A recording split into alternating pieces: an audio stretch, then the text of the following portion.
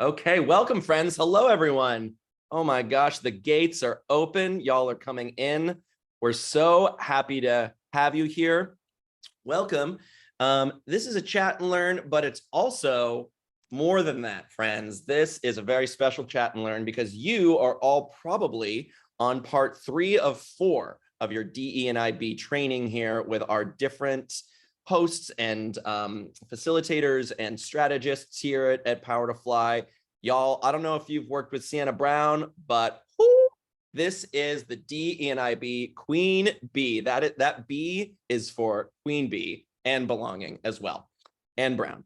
So know that you're in great hands. So know that also we're going to drop it in the chat in a minute. Oh, by the way, I'm Hunter. Hi, everyone. I'm one of your hosts, but I'm just here to keep the ball rolling.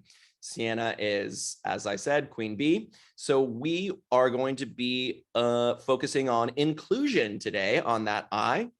And we have a link that we're going to drop in the chat in a moment and throughout. Know that you need to fill this form out to get that credit, to check off. You know, there'll be a few questions, little quiz. Pro tip, some people do it while the conversation is happening. And or you can do it after, however your brain works, whatever your workflow is. And then that will help you get that nifty, handy dandy little badge for your LinkedIn profile once you've completed that, which is so attractive to potential employers. Know that you're taking DE&IB seriously and that you are doing the work and getting trained. So with that, let's get started. Know that you can participate. You can turn on your cameras. No need to be Instagram ready. Feel free to turn on your cameras, and that way Sienna and I can have an interactive experience with you. And we can check in. Know that this is being recorded, so it's possible you could show up in the recording, and we'll send you a link with the recording in the next couple of days, the follow-up link, which will also, I believe, have that link to fill out that little questionnaire. But it will be in the chat. If anything comes up for you, you can message me privately in the chat. So if you go over to the chat box, you select my name, Hunter C. Then you can message me privately. It'll have like a little red thing. So that way you can know if anything is, a concern, you can address me directly and I can help handle it on the back end. Or if you have questions, feel free to drop them in the chat publicly or privately if you'd like to ask something anonymously. And if you are doing it publicly, please know that this is a shared safe space. So please be mindful to, make sure we all have a wonderful time together. And you can keep up with Power to Fly at all the things on all the things at Power to Fly. Okay, that's enough house cleaning, which I've been doing a lot of this week in my house. I've been housekeeping. Things are looking organized. I'm feeling good about it. So without further ado, Queen Bee herself, Sienna Brown, is the global Senior Director of DE&IB at Power to Fly, where she built out a fundamental department committed to elevating the company mission of economic equality for historically marginalized communities, folks. Intersectionality and inclusion is at the heart of all she does as she leads a diverse team of DE&IB experts that provide insights and expertise for our global clients, companies, and communities that we serve. She also just walks the walk. Every conversation is just, I digress. I'm just always can I just be around you all the time? She knows how much I adore her. Okay, her mission is to build a new wave of leadership focused on inclusion and intention, yes, in the workplace, so that every individual has equal opportunities to reach their full potential in their personal and professional lives. Her work has been highlighted by NPR, CNN, TEDx, Vogue UK, Now This News, USA Today, and many more. I've heard of some of those. When she's not working, you can find her walking by the beach, by her home in the Mediterranean coast, cooking a good meal for engaging in deep conversations. Please invite me over to your house. I will get on a plane today. That sounds great. So here is Sienna Brown. Sienna, it's all you, my friend. Thank you, Hunter. I mean, I was saying to Hunter before, I wish I just had him on my shoulder all the time because hype me up. No, thank you, and welcome to all of you. It's so amazing to see So many great faces. We're going over around 50 people who are watching live. So welcome. Would love to see you all on camera, and I'm really excited for us to get into it. So a little bit about what we're going to be talking today is obviously the impact that inclusion has on the employee experience, practical steps to promote inclusion in the workplace, and then also the role that ERGs can play in an inclusive work environment. So we'll take about 30 minutes to get into a little bit of knowledge sharing, if you're filling out your quizzes, a little learning comprehension as well. And then also we're going to create space for Q&A at the end. So again, if you would love to come on camera, I would love to see your face, show up as you are. And then if not, that's okay. But I'm huge on participation, engagement. Hello, Kristen.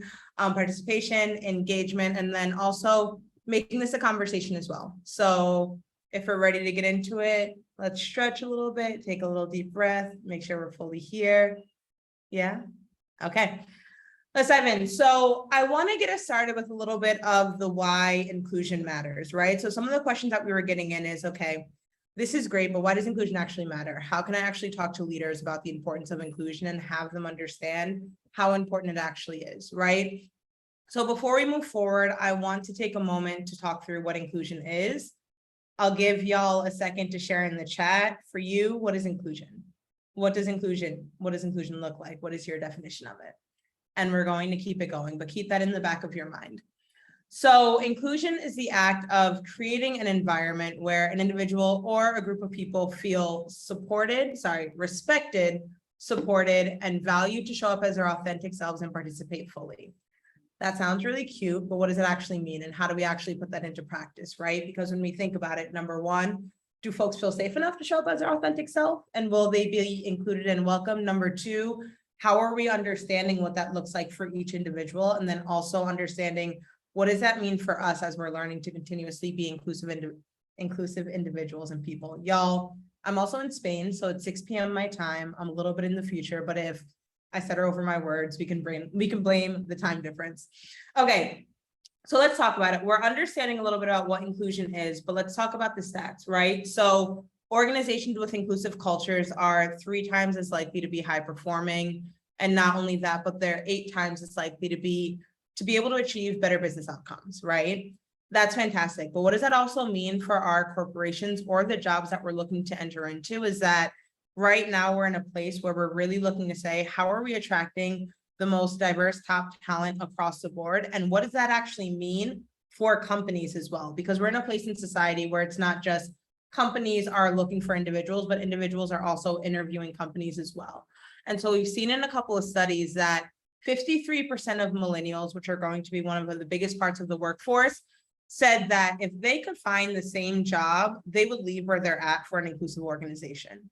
So this was a study by Deloitte. So this is not just saying this is how it's going to serve your business, but this is what it means for the people who are looking to join your company as well and who are at your company. And we also saw that, the research also says that 39% of respondents have also turned down a job offer because they perceive the organization to lack an inclusive environment.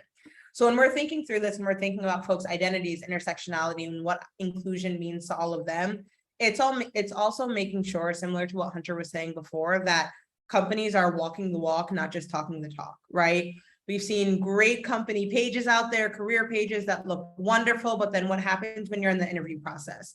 Do you feel represented? Do you feel like they're also being able to give the same types of resources to different folks based on who they are? So I want to take a moment to check out the chat. Tons of LinkedIn's. I love it. Please feel free to connect. Exactly. Toby's saying getting the whole brain of a person engaged in a problem, etc. Exactly. So as we're talking through this, a lot of companies go wrong because they focus on some things that we might have seen in the past, right? Focusing on diversity metrics. So saying we want to create a more diverse workforce, but not actually looking and understanding the impact that intersectionality and inclusion has, right? And so something that we talk about often is the inclusion house. So when you're inviting folks over to dinner, what is the first thing that you do? Let's see, I'll look in the chat. When you're inviting folks over, what's the first thing that y'all do? Send an invitation. Okay, I like that. Send an invitation, clean your house, ask if they have, we're next level. Ask if they have food preferences, prepare your house to receive them, plan a guest list, offer to take their coat, make them feel at home, exactly. So I want us to think about inclusion like an inclusion house, right? Before you're getting ready to send out your list to all of the diverse folks out there, you're seeing, okay, do you have food preferences? I love that as someone who is gluten and dairy free. I respect it. And then also being able to say, is my house clean? Am I ready to welcome these folks in? And so when we think about a lot of our inclusion efforts, it's being able to say, before we go and we create these amazing diversity goals, making sure that the folks that we're looking to engage will actually feel included and want to belong, right? So as we're going through, something else that we often see is not actually centering the voices of underrepresented talent when decision making, right? So again, wanting to have more diversity on the team, but saying who actually has a seat at the table when it comes to decisions that are being made across the board. And then also, and we'll dive into all of these a little bit more later, but another one that we often see is creating initiatives, but not actually looking at the impact for the folks who are most affected. So how often have we seen that folks are rolling out initiatives or they're doing all these things, but not actually saying, is this having an impact or do we just feel good because we're checking off a box, right? And the last one that I'll name, and we'll talk about this a little bit more as well, but not taking ownership and accountability when someone's intent and impact aren't aligned, right? So we're going to talk about this a little bit more, but oftentimes, I mean, let's raise our hand if we ever said something that was taken the wrong way or it had a different impact than what we thought. Everyone, I'm sure the folks who are off camera as well, right? So I think something that's really important is thinking about, as we talk through inclusion, what is also the role that we play to be able to say, how are we continuously learning and understanding that sometimes we might have good intent, but the impact that that has on the folks that are receiving it might not be the same, and that's okay, right? So that's fantastic. Where do most folks go wrong? Hello, Christina, and hello, Sana. Lovely to see your faces. Hello, Eleanor. I love it. So as we're thinking through what goes wrong, I want us to talk through a little bit of what are some of the core factors that most folks don't take into consideration as they're thinking about inclusion. Hold on. I'm going to stop sharing my screen. Give me a second. My tech is being real cute today. I have transitions. Okay. This is when I do a tap dance, right? Add your questions to the chat. Let's go from there. Okay, let's go back. So when we're thinking about inclusion, and can everyone see my screen? Just give me a thumbs up. Yeah, okay. So when we're thinking about inclusion, I want us to start thinking about and centering 3 core factors, right? Love that, Jennifer. Yes, taking notes, apply it. Use what y'all are sharing today, share with your team, share with your people, and continue expanding the knowledge and invite them to the next session on belonging as we're wrapping up. Okay, so as we're talking about inclusion, the first one that I really wanted to think through is identity. And so I want to give us a little bit of an example of what might this look like. So let's say that we are getting ready to hire someone, right? And again, we'll think about the entire employee experience. But as we're getting ready to hire someone, how are we making sure that we are taking their full identity into consideration and also creating a sentiment of safety where folks can actually show up as well? Because oftentimes when we think about diversity, we think about, okay, well, what can we see on the screen? What assumptions or biases might we have about this person based on that? But again, we live in a very virtual time where there's so much more to an individual than what you might see on the screen. So thinking through things of diversity of thought, thinking about what their family status might be, thinking about if they might have a visible or non-visible disability, all of these different things. But as we're thinking through identity and inclusion, also taking into consideration that each and every part of this person's identity and their past experiences will have, an impact on what inclusion looks like for them, right? So this brings us to our next section, which is intersectionality. So quick hands if we're familiar with this term. We should be, because it was brought up in past trainings. Okay, fantastic. So when we think through intersectionality, and again, to simplify intersectionality, shout out to Kimberly Crenshaw, who is brilliant. When you think about that, it's how do the different parts of our identity intersect, right? So I'll use myself as an example. Love putting myself on stage.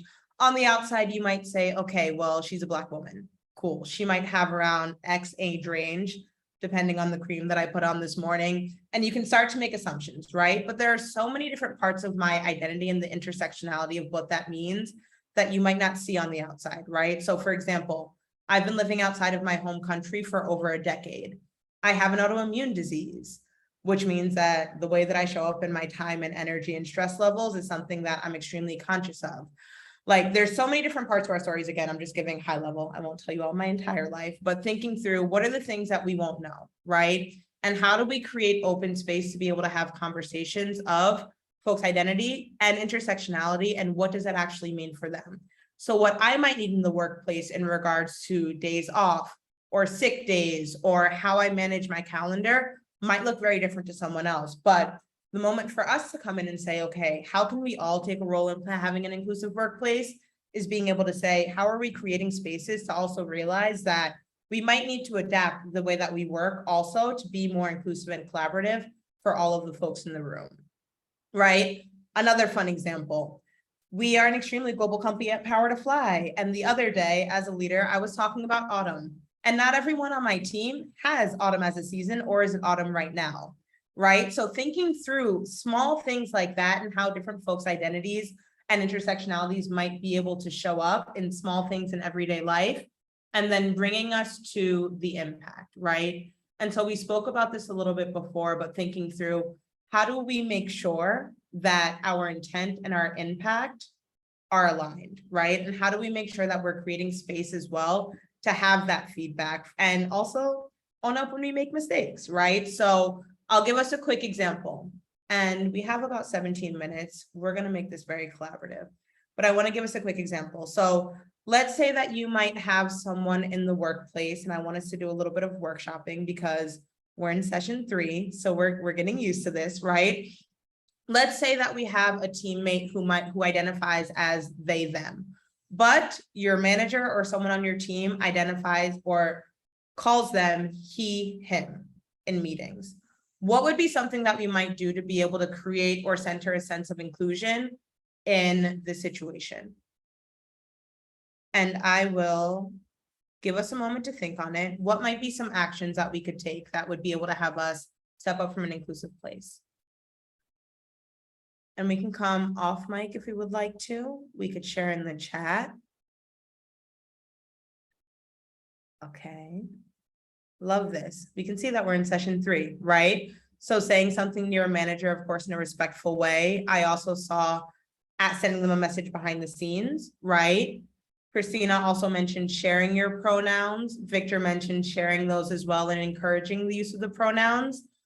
Amazing. Hattie, using their pronouns when speaking, right? So actually leading by example and using the right pronouns as well. Christina, you stole the words out of my mouth. Suggesting introducing ourselves with pronouns for future meetings. Fantastic. Let's keep going. So love these ideas. Again, these are, y'all, we've been doing the work. I'm glad that we're on inclusion and we're able to give these really great recommendations. So as we're continuing to move forward, I really want us to be thinking about not just the concepts that we're talking about, but what does this actually look like in the workplace? What are the things that we can actually be doing on a day-to-day? So I'm going to go through and we're going to share, again, just a deeper understanding of 3 different sections. And then we'll talk through some practical steps that you can be integrating. Sounds good? Are we still with me? Yes. Okay, fantastic. All righty, so let's keep it going. So some practical steps to promote inclusion. We're going to go over these 3 different buckets. One, we've already started digging into around understanding identity and intersectionality, creating psychological safety, and then we're going to talk a little bit about centering strategic action. Hello to Yesenia. Hello, Edward. Lovely to see your faces. Okay, so for understanding identity and intersectionality, again, high level, just really being able to say, what is something that we can all be doing in the workplace is gaining a deeper sense of understanding of employees' identity and how that intersectionality and experience guides what it is that they might need. For creating psychological safety, talking through how can we drive impact through team dynamics and company values that actually center psychological safety, right? And so again, when we're thinking through this in the holistic employee experience, thinking through what does that look like on day 1 when someone is starting the interview process, all the way to what does that look like to hopefully years in the future when someone is leaving. But how are we creating that sentiment of psychological safety across the way? And then also, how are we centering strategic action, right? And so in this section, we're going to be talking a little bit through what can we actually be doing and saying to leaders and managers to be able to support strategic inclusion plans that actually analyze the efforts that for the underrepresented groups that we're looking to center. Okay, we're going to move it forward. Awesome. So in regards to understanding identity and intersectionality, and again, for all of these bullet points, we're going to talk through it, but then what does this actually look like in the workplace, right? The first thing that we're talking about is actually saying, we're talking about identity and intersectionality, but what does that actually look like on our teams? What does that actually look like at our company, right? And so something that we often do with clients that we work with and companies that we've seen across the board is actually being able to say, how can you create an inclusive demographic data to understand what those identities are, and also taking into consideration all of the potential identities that you might have, especially if you're in a global company, right? So thinking through when you're adding things in regards to gender, what are all of the options that you're giving? When you're adding things like veteran status, family status, how can you make sure that you're being very strategic in saying, how do we make sure that we're not excluding anyone and leaving anyone out? And then also, how are we being open to expanding this in the future? So this was actually something that we did at Power to Fly last year, where we created an inclusive demographic data survey. And again, nuance, obviously thinking through this on a global scale in regards to GDPR and what's able to be done in certain countries, but thinking through and then again, creating framing around it as well, right? So oftentimes you say, well, do I actually want to share my demographic data? How will this be used against me? But what we do is really being able to say, how are we creating a space in a company culture where we're saying that we want to be able to build these things and have a deeper sense of understanding by understanding identities and then being able to support those. So for example, at Power to Fly, something extremely amazing that we found was that almost 60% of our company are folks who live in Latin America. And so something that we had to realize was like, okay, well, how can we be leaning in to support the majority of our company, and what could that look like, right? How can we get more folks involved? How can we think about integrating and centering Spanish, which the majority of our team, that's their first language as well, versus having it be seen as something that we know happens, but we don't actually do anything about it with inclusion efforts, right? Something else to think through is, how are we also creating company-wide learning opportunities around various identities and cultures? So when we think through this, again, every single month of the year is the month to celebrate, not just every single month, but every single day. But what does that look like strategically? So understanding, okay, what would be important, and let me check out the chat, what would be important for our teams to know and learn more? How can we create engaging events and different situations where we can have subject matter experts or folks who identify in that way, while also not creating an added sense of emotional tax or work or labor, right? So like, let's make sure that we're including these in folks' performance reviews, paying them to this, whatever this might look like. And we'll talk a little bit about ERGs as well, but really fostering the folks that you have to be able to create more learning opportunities, and then also help allies as well create a deeper sense of understanding of what that looks like. We ready to move forward? We got 6 minutes left, so we're going to keep going. And then the last one here is obviously doing the work, right? Because again, I think it's one thing to be able to say, okay, well, Hattie, I'm going to choose you because you've been smiling a lot. Hattie, tell me all about yourself. What are your identity? How does that impact the way that you show up in the workplace? That's not the way that we go about it, right? But it's actually being able to say, how are we being proactive in learning about different identities outside of our own? And then also, how are we making sure that when we have these conversations, it's not from a sentiment of, I want to do more and I want to learn better, so now be my teacher, right? But instead having meaningful and engaging conversations that go both ways to be able to really show the support of not only learning more about someone, but then also adapting. Something that I would also mention, just hot tip, is onboarding surveys are an amazing opportunity outside of just, again, what we're seeing in identities, but understanding more of, how do you work? What do you like? How do you like to receive feedback? And starting those questions and starting those conversations from day one, but then again, taking those conversations, and then if you're a leader at a company or wherever you might be a leader at, saying, okay, now it's my responsibility to take these 50 people that I have in the room and create a strategic plan that will be able to have inclusion at the center of it, right? So again, realizing that this might take adaptation for us as managers and leaders as well, but really understanding how can we be proactive about that and creating space for those conversations from day one. Let's see the chat. Exactly. +1, Edward. Okay, amazing. Let's move on to psychological safety. So the second point that we're talking through is how are we creating a sentiment of psychological safety, right? The first thing that I want to mention is prioritize transparent and consistent communication. What does that mean? It means that we are all human, so we all have to show up as human beings, right? How are we communicating transparently? How are we being okay with saying, I don't know the answer right now. I have to go back and ask, because that also creates the same sentiment for other people on the team to do the same. I want to take a step back. So psychological safety is the belief that one will not be punished or humiliated for speaking up with ideas, questions, concerns, or mistakes, right? But I want us to take it a little bit. We're in session 3, right? So we're going to take it a step further. And that actually goes back to the definition of inclusion that we were talking about, of how are we creating a space where folks are actually okay being their authentic selves, whatever that means for them, right? So if that means that you might have someone where it takes them a little bit longer to process things, so we send out meeting notes 2 days in advance with everything that everyone needs to go over it, right? That might mean that, let me think of another example, sorry. Can we tell at 6 p.m.? But that might also mean that when it comes to psychological safety, especially for us, again, like leading by example and saying, I'm also okay if something might mess up, and I'm taking ownership of what that looks like to, again, create that space where others can do the same. Which brings us to our next step, right? Also being sure to reframe mistakes into learning opportunities. So when we're thinking about this, how are we starting to normalize, again, we are all human, whether it's due to process, whether it's due to the person, whatever that might be, we will make mistakes.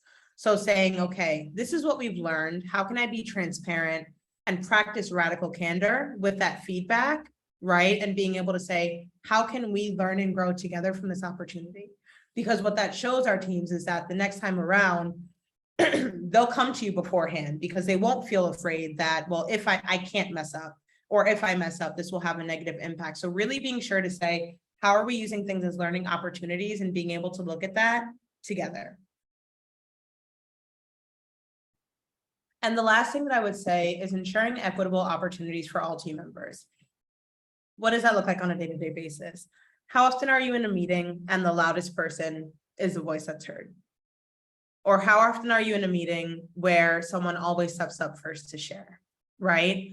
I'm seeing head nods. We know what that feels like. And then we also know what that feels like when you've had your hand raised. I'm a big hand raiser in a meeting for 5 minutes and no one creates space for you, or we continue to move on, or something you might have said 15 minutes ago, someone else repeats and that's celebrated, right? We know that feeling and we know what that feels like, but something for us who are in this room, we're getting our certifications, we're moving forward, we're in stage 3 to be able to say, how do we make sure that we're creating that space for equitable opportunities? How are we making sure that we're setting up meetings so everyone might have a chance to share? And then also, how are we creating, and this is something that's very big on our team, but group norms, right? Of what does that mean when we show up in meetings? How do we practice values like moving forward and stepping back? So if you often do create a lot of space, you step back, and having that be something that's a little bit normalized so that there are equitable opportunities for all. And then of course, we could dig into what does that mean for promotions, right? What does that mean for pay equity? What does that mean for all of that fun stuff? And so thinking about, again, with that psychological safety, it will allow for people to come up, have more intentional conversations with you all, and then also really being able to center what does inclusion look like, but by us being able to foster that psychological safety. The last thing that I will say is creating space where when employees tell you what they need, we take action, right?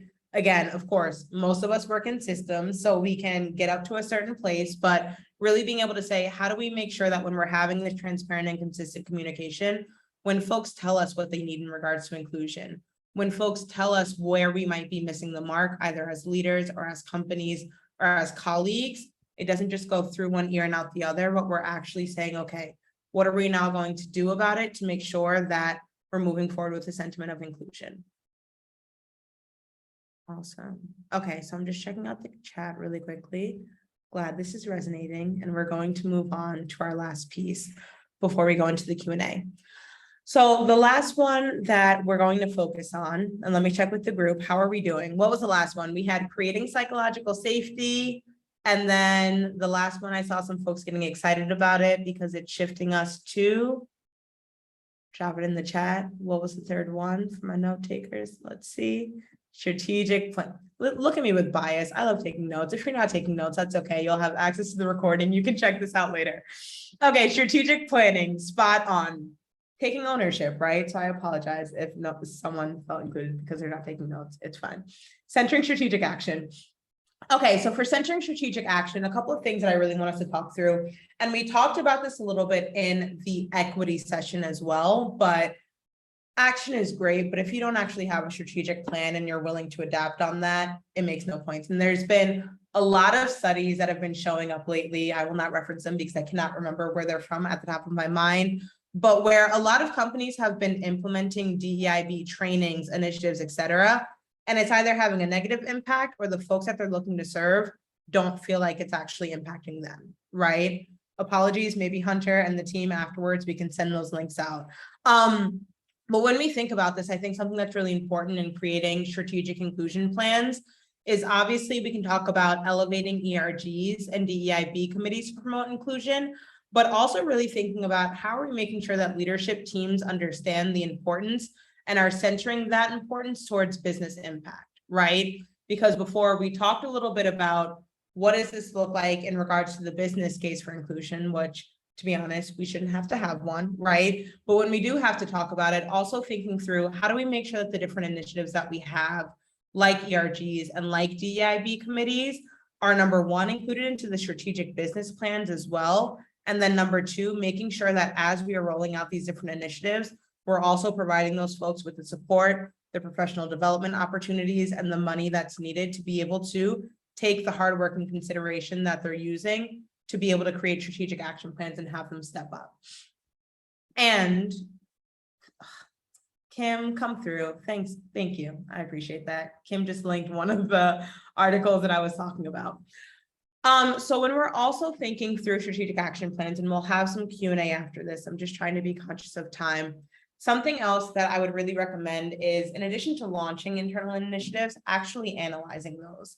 And analyzing those through a sentiment of inclusion and impact for the underrepresented talent that you're trying to serve. So these all build on one another, right? If your company doesn't know who are the underrepresented talent that they're trying to serve, we take a couple of steps back, right? If they do, making sure that when they do have internal initiatives, we're going back and saying, how are we actually tracking the ROI of this, right? How are we actually making sure that for the different groups that we're looking to serve, they feel a sentiment of impact versus just sitting in a room and saying, okay, well, we feel good. We did things this year. Let's keep it going. Actually, consistently on a quarterly or monthly basis, even depending on where your company is, seeing what is the impact that that's having and having that consistent feedback loop. And then the last one that, listen, I'm ahead of myself. The last one that I'll say is, again, creating that consistent and continuous feedback loop to actually understand where leadership as well as managers can actually center inclusion through an intersectional lens. So when we think about that, it's saying, how are we making sure that we're not just waiting until performance review time, or we're not just waiting until it's time to present another strategy, but in a continuous basis, we're saying, hey, what is it that you would like to share with us? How can we make an opportunity for you to do that in an anonymous way so there can be psychological safety? And hopefully, if there are higher levels of psychological safety, in continuous meetings, right? So there are a ton of different resources and tools that you can be leaning into to be able to say, hey, what is the pulse check on how we're doing right now? Either me as a manager, a colleague, or the company as a whole. The last slide that I was going to share is obviously to bring it back to all of us here. Inclusion starts with all of us, right? So again, when we think about this, I really want us to take a moment to say, what is something that we've learned from today's conversation, high level, something that we're taking away from us when we're thinking about how can we as individuals practice inclusion in the workplace. So we'll take a moment, we'll drop it in the chat. I'll drop it in the chat. And let's see what's one thing that we're taking away from the conversation so far today.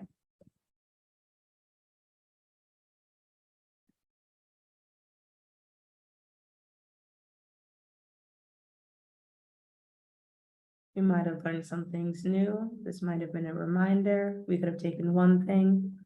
But what's one nugget that we're taking from today so far?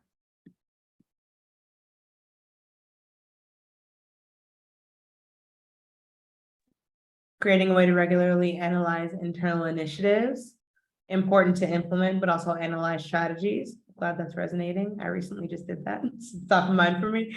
How to address someone who's using incorrect pronouns, turning mistakes into learning opportunities. True inclusion requires intentionality.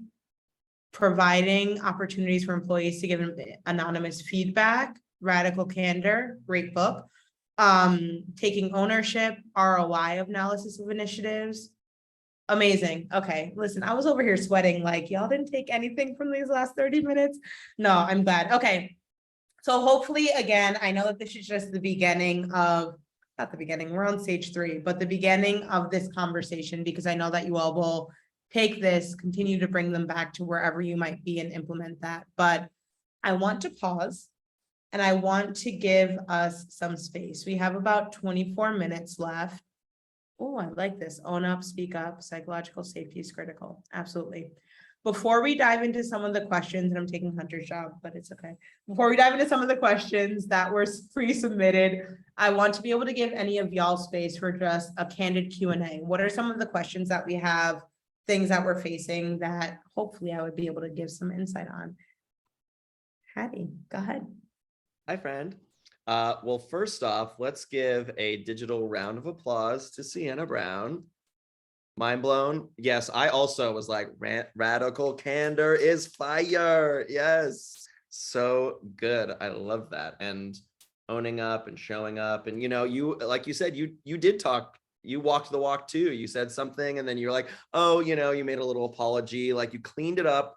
In it too, it was small. It was just about, you know, taking notes or something, but it's like those tiny things, right? Like that is a wonderful example of how that works. So friends, as Sienna was saying, a bunch of y'all pre-submitted questions in advance, which is great. So we have a list of those. We're going to go down those. And also, yes, raise your hands. There's already a digital hand raised, as you are knowing now. Sienna loves a raised hand, so we will call on you. And you can also ask questions in the chat. I see it's firing up right now. This is great. I'm going to do my best to copy and paste them on the side. So like keep that conversation going and keep the questions coming. Thank you, thank you, thank you. Okay, so Sienna, do you want to start with raised hands? Because there's people that are already going, or do you want to start with the pre-submitted questions? Yeah, let's start with the lovely folks who are here. And I know that Hattie, sorry, Sana as well, but I know that Hattie slightly raised her hand first, so we'll have Hattie go first if we can. Okay, yes, you can call on folks. I'm here for support. Thank you. Hi, everyone. So first I have to say, I have professional PTSD. So I lead DEIB for a manufacturing organization. This is something that is a new role for them. They've never had something very specific, but at the same time, with the intention of putting me into this space, they have also tied my hand. So all of the things that you have mentioned, I love learning and learning from others, the strategy and trying to have different ways of curating those conversations. But when you are at that point to where they want to jump to how those successes without the intentional actions of the DEIB strategy, so they don't, the ERGs, the councils, the other items that go with the successes, how do you revamp and recurate those conversations about the importance of strategy, feedback, and all of those necessary items that need to happen? I've had a survey, DEIB survey, that's been approved and paid for almost 12 months that I have not been able to deploy yet, just as an example. So we're not getting the things that we need to say, this is what's going to be impactful. Absolutely, Hattie. Great. Number one, congrats for you for holding this role and holding this space. And I would say, take a step back and understand what it is that they need to understand to be able, this is going to sound silly, but like to be able to take you seriously with the implications that you're sharing, right? Because oftentimes when it comes to DEIB, a lot of folks think about it in its own silo versus something that's integral to every single thing that happens in the company, right? And so just as an example, right? But like if I were you, I would take a step back and I would say, okay, number one, who am I talking to and what matters most to them? Right. And then as you're identifying that, being able to say, how can I show the implications of what happens if we don't do this moving forward? Right. So great example. There were some studies that were shared, et cetera, of talking about the impact of what happens when there isn't a strategy and taking into the fact, okay, we're in a tough job market right now, right? A lot of folks are pausing on hiring. How are we making sure that we are retaining the folks that we have and making sure that we're doing that, but in a way that they truly understand if we continue going down this path, we're going to end up either losing money or losing folks or losing time, energy, and capacity, rolling out things that we're not necessarily prepared for. Yeah, for sure. Hopefully that helps. High level, I'm like, that's what my outline would be, but hopefully that helps. And you'll kick butt in that conversation, I'm sure. Awesome. So we'll go to the next raised hand, and then I'm also pulling some questions from the chat. So feel free, if you feel more comfortable writing in the chat publicly. There's also, you can DM me or Sienna to do that as well. And we can give voice to your questions anonymously. However you feel most comfortable is available. And then we're going to ping over to the pre-submitted questions because a bunch of y'all wrote those too, and you're here probably. So, or maybe you're watching the pre-record in the future. Okay. So I don't know how to pronounce your name. Can you say it for me? You have your hand raised. Yeah, it's Sanaa, like Sinatra without the tra. Oh yes, serenade us, Sanaa. Oh, I look, no, lower your expectations and I got you covered. That's my DEI mantra. Look, so happy to be here. Good to see you, Sienna. I had a question. So, so many organizations are not yet on the journey, and I'm always trying to figure out where certain pieces are, because certain organizations, certain leadership is only comfortable starting certain places. So, right. And I think that speaks to our previous Hattie's sort of point. Where do you think diversity councils and diversity DEIB statements, or do you think that those are two safe places to start? Tell me what your sort of take on those two, the statements and the councils as a place to start with an organization. Yeah, absolutely. I'm going to be honest with y'all because we're here to look, right? For me, a statement says nothing if there's no action behind it, right? And I think a lot of times companies want to start with the CEO signing a statement or creating a statement, et cetera. But what often happens is, again, I think like 7 steps in the future, we create a statement, we don't stand by those statements, and then it ends up having a negative impact, right? So oftentimes, I mean, my recommendation is number one, to being able to say, we want to be able to put out a statement. What are our actual values? What is DEIB, every single letter, like how we're going through here, actually mean for us? So when we talk about diversity, what does it actually look like? Are we ready to think about, and we should be, but like, what does it mean to be ADA accessible across the board for all of our products? What does it mean to, so really thinking through some of those nuances, and a couple of questions that I would ask leaders or whoever it is that you're talking to is taking a step back and saying, why is this most important to you right now? Mm-hmm. Right.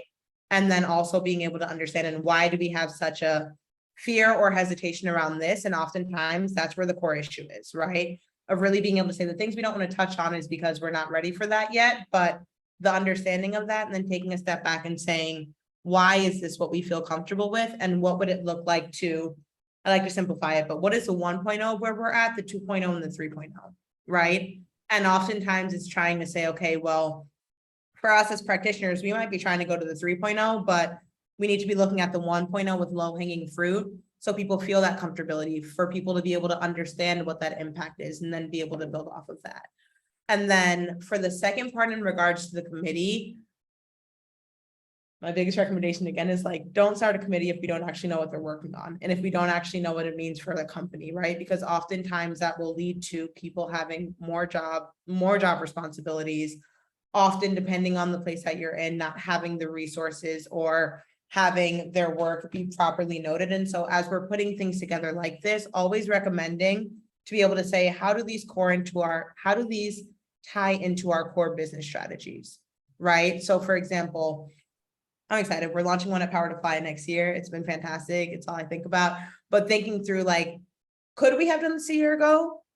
Absolutely. Would it have had a positive impact? Probably not, because we weren't there as a company yet. And so being able to say, when we do roll out something like a committee, it's making sure that there are integral people in each department, where then each department actually has specific goals for what that means, because all of the pre-work has been done, you know? So when we're thinking through it again, just always positioning through the importance of strategy. And I say this quite often, and so does our entire team, but this work is a marathon, not a sprint, right? And oftentimes we want to be able to see quick KPIs and goals being reached and seeing folks move through the pipeline, whatever that is, but it's also being able to say, our inclusion house, are we actually ready for this? And what do we need to clean up? What might we need to dust that's behind the sofa before we actually get started? Hopefully that was useful.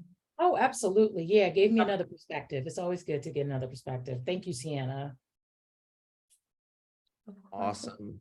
Great. Thank you, friends, for asking these questions and participating and showing up. I love it. Okay, so we have more questions coming from the chat that I have put in the doc over here. Okay, great. Some asked,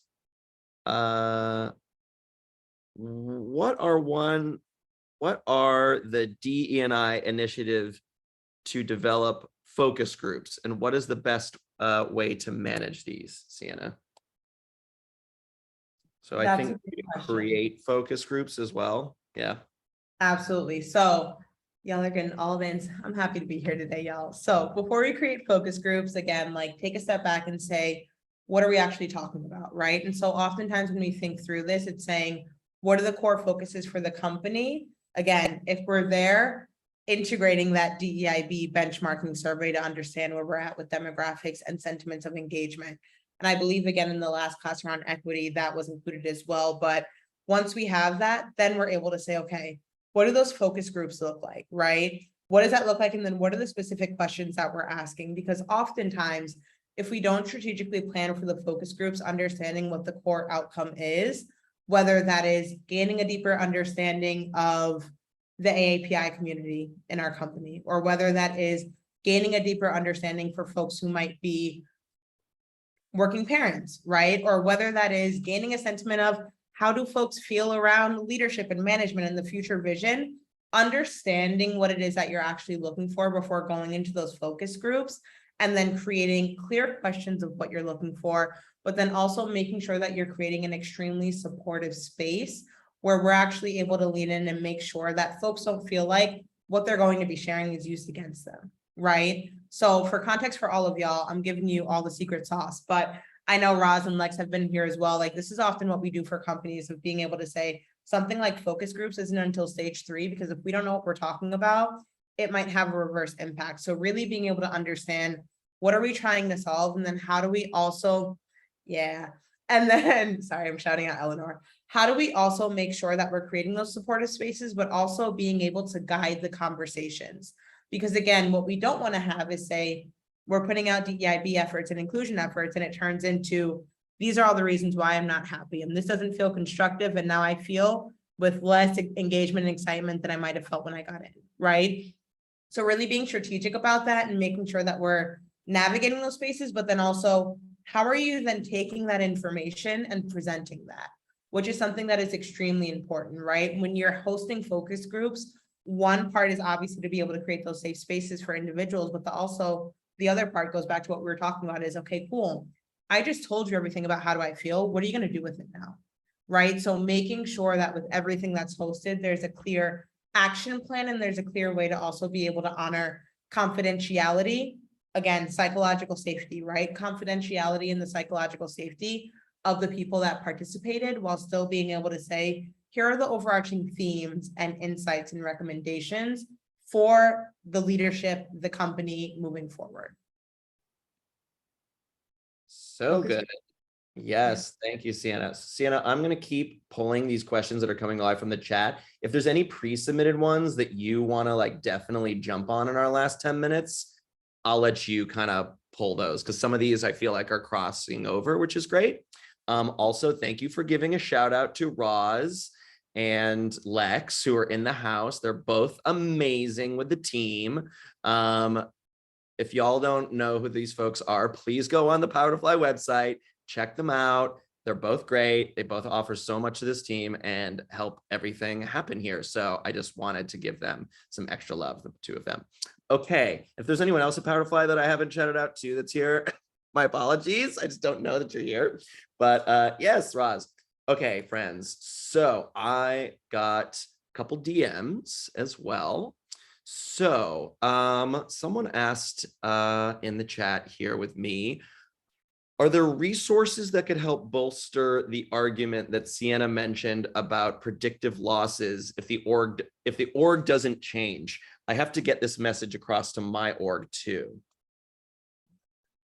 Love that question. So my brain's a little bit too fuzzy to think of articles right now, but I mean, when you're thinking about positioning it, the thing that I would look at is what does it look like in regards to attrition? And what does it look like in regards to money if we're losing folks because we're not being an inclusive company, right?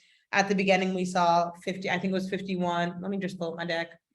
53% of millennials said that they would change jobs for a more inclusive environment.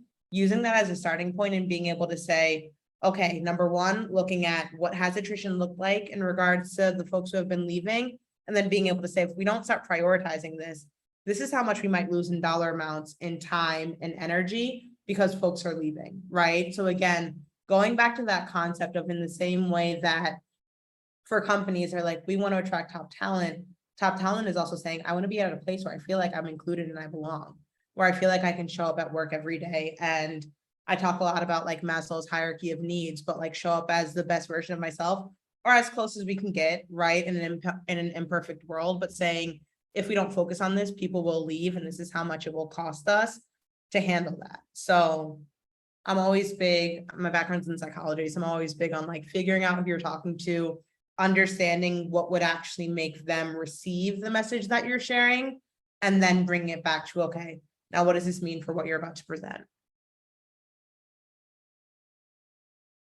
Solid. So good. Wow, this is masterclass, right, y'all? Okay. Moving right along. So we have 7 minutes left. So if you have any more questions, feel free to drop them in the chat. Thank you for keeping them coming. Thank you for DMing me. Thank you for raising your hand. Yeah, let's go to that raised hand. Go ahead and unmute yourself. You can go ahead and introduce yourself if you'd like. Hi, I'm Yesenia. Thank you for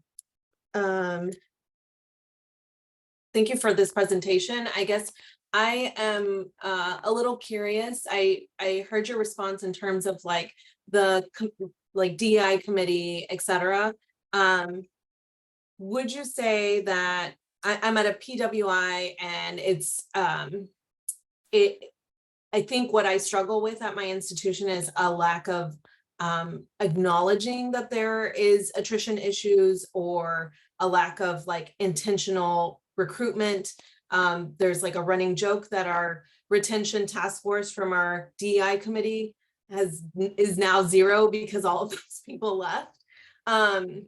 So there is a DEI like committee that was formed by the company, and then there was like smaller subcommittees. And I guess my question is, do you feel like one way to get leadership's buy-in and to get the company's buy-in overall on DEI work and just like internal assessment and improvements, it would be like just starting at basic 101 conversations around DEI. I know we talked about surveys. We tried that and that didn't go anywhere because leadership doesn't want to hear that there are problems, obviously. So I guess, is that too minimal to start at like a 101 conversation internally? Always, right? Like my big thing is you have to, number one, you got this. You have to meet people where they're at, right? And I say that because specifically if you're at a PWI for more, that's predominantly white institution, but if you are at a PWI, you have to be able to take a step back and again, like, who am I talking to and what matters to them? And starting with something that's a little bit more simple, you know, not simple, but like starting with something that will be a little bit more 101 as you're bringing them along the journey, you know, because again, I can see that you're seeing this at the 3.0 level because you're in it every day, but for them, if they're so detached, it might feel like, oh, this is just Yesenia like talking about this, right? You know, so really being able to say, okay, what's going to be most important to them, having those small conversations. And oftentimes, like, I've simplified it to let's raise our hand to see who's left-handed in the room. We can do this really quickly. Do we have anyone who's left-handed? No. Okay. Then we talk about, okay, let's think about the impact of what would happen. Like, what are some of the realities for folks who are left-handed? And how often do you think about being left-handed? Probably never, unless you have someone who's close to you or you know that's left-handed, you know? So really being able to like simplify them in how can we make this into a this is an everyday type conversation versus it seems like something that's looming overhead. And then the last thing that I would say is like, I'm big on branding. Like, although you're at a PWI, I'm sure that no PWI wants to be at a place where folks who are underrepresented are continuously leaving. So thinking through a little bit as well of like, what does this look like for our institution overall, and what is the conversation that we want to be leading with to hopefully position it and be like, how can we become thought leaders, like the most inclusive PWI out there, you know? So kind of finding that happy medium, but 101 is always great. Awesome. So in our last couple minutes, I'm going to jump to another question. I'm also going to direct your attention to the chat to please fill out your little pop quiz questionnaire there so you can get credit for today's masterclass with Sienna Brown. And that will get you one class closer to your badge for LinkedIn. And like Sienna said, this is an ongoing thing. You know, it's not like 4 classes got all of DE and IB done, right? It's like daily maintenance and continuing to grow and to learn. And I'm always, that's why I love working at Power to Fly, because I learn something every time I get to host, which is kind of amazing. So thank you for these opportunities, friends. Okay, so we got 2 minutes. There was a question that I love that I think you can do in a minute and we can wrap up, which is great. Annie asked in the group chat, how do we ask for employees' DE and IB efforts to be compensated and included in performance reviews? I'm sorry, I was looking at another question. How do we get Show me the money is the question. I got you. That's fantastic. That's also something that we're doing that I made sure that we advocated for here, right? But thinking about if you are not in a place of leadership where you can directly communicate that, find an advocate or an ally who is on the leadership team and communicate that importance to them so that they can streamline that forward, right? But as we're thinking about this, again, what companies don't want to do is, which they often do, but like create all of these initiatives and then give more work, emotional tax and labor to the folks that they're trying to serve, right? So really positioning it in that way and instead saying this is a learning opportunity that can be included on LinkedIn, on your CVs or resumes that are included in professional development that highlight leadership skills, and that also people should be getting paid for it because at the end of the day, it will have a wider benefit to the entire company goals and structures if it's set up in the right way. Amazing. And Roz is giving a shout out to Autodesk, gives everyone on their council annual bonuses, which is sweet. So we're going to end with that high dollar moment here. Thank you all for showing up and being a part of this training and your questions and your radical candor you brought with some of your personal experiences. Thank you for that. Let's give Sienna Brown, Queen Bee herself, a round of applause. And Sienna, anything you'd like to say as you take us out before we end on the hour here?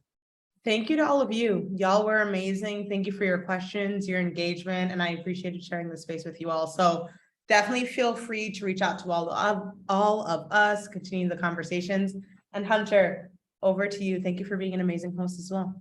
Oh, you're so sweet. Well, it's always a pleasure. You make it easy. All right, friends, that's it. Have a great day. I'll see you at the 4th one, and have a great, whatever time zone you're in, whatever season you're in, enjoy. All right. We'll see you next time. Thanks, y'all.